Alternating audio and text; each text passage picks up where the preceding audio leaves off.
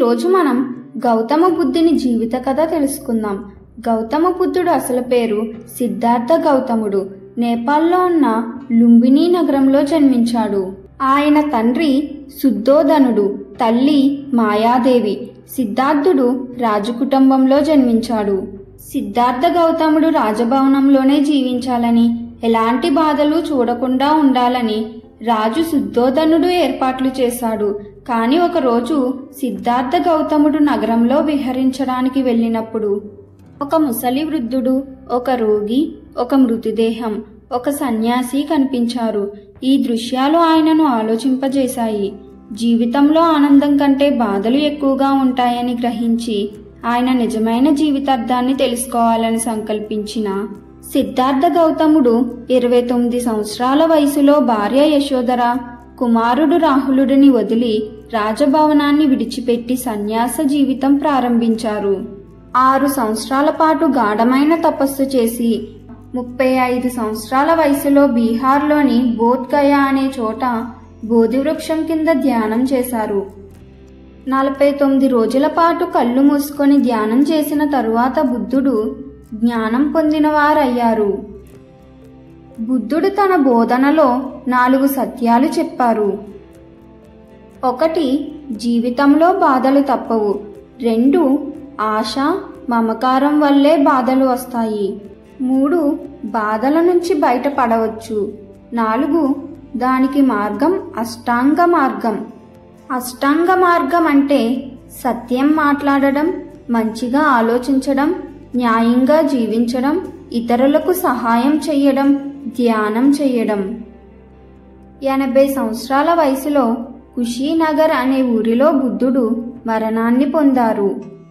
సిద్ధార్థ గౌతముడు అనే పేరు నుంచి గౌతమ బుద్ధుడు అనే గొప్ప పేరు తెచ్చుకున్నాడు. అలాగే తన జీవితంలో మనకు చాలా విషయాలు నేర్పించారు. వాటిలో కొన్ని: మనిషి తన ఆశలను తగ్గించుకుంటే శాంతిగా జీవించగలడు, మంచి మార్గంలో నడవాలి, ప్రేమ, సహనం, క్షమాభావంతో జీవించాలి అని. అలాగే గౌతమ బుద్ధుడు తన మాటలతో చాలా మందికి మార్గం చూపించాడు. దానిలో ఒక కథ చెప్పుకుందాం.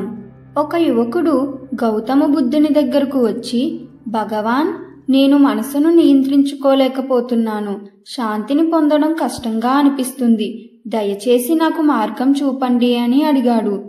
బుద్ధుడు చిరునవ్వుతో ఒక వీణను తీసుకొని, ఈ వీణలో తీగలు ఉంటాయి, వీటిని ఎక్కువగా బిగిస్తే ఏమవుతుంది అని ప్రశ్నించాడు. అవి తెగిపోతాయి, అప్పుడు అవి స్వరాన్ని ఉత్పత్తి చెయ్యవు అని యువకుడు చెప్పాడు.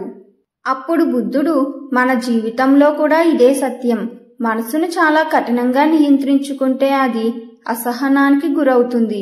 మళ్ళీ దాన్ని పూర్తిగా స్వేచ్ఛగా వదిలేస్తే ఉల్లాసంగా తిరుగుతుంది. మధ్య మార్గం పాటించడం నేర్చుకో, నిశ్చయంగా మనశ్శాంతిని పొందగలవు అని చెప్పాడు. అప్పుడు యువకుడు తన సందేహానికి సమాధానం పొందాడు. మన జీవితంలో మధ్య మార్గం ఎంత ముఖ్యమో గమనించాడు. ఈ కథలో మనం నేర్చుకున్నది క్రమశిక్షణ అవసరం, కానీ మితిమీరిన కట్టుబాట్లు మన మానసిక సమతుల్యతను దెబ్బతీస్తాయి. ప్రశాంతత సాధించాలంటే మధ్య మార్గాన్ని అనుసరించాలి. బుద్ధుడు చిన్నప్పటి నుండి సాధారణ జుట్టుతోనే ఉన్నాడు. కాని సన్యాసం తీసుకున్నప్పుడు జుట్టు పూర్తిగా తొలగించాడు. ఇప్పుడున్న జుట్టు బుద్ధుడు స్వయంగా ధరించలేదు. అది ఆయన జ్ఞానం, ధ్యానం, ఆధ్యాత్మిక శక్తిని సూచించే కళా ప్రతిరూపం మాత్రమే.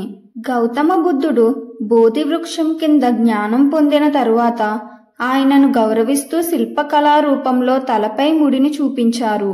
అప్పటి నుండి బుద్ధుని విశిష్టతను తెలియజేసే చిహ్నంగా అభివృద్ధి చెందింది. అది ఆధ్యాత్మిక జ్ఞానానికి ప్రతీకగా గుర్తించారు. ఈ కథ మీకు ఎలా అనిపించిందో కమెంట్ చేయండి.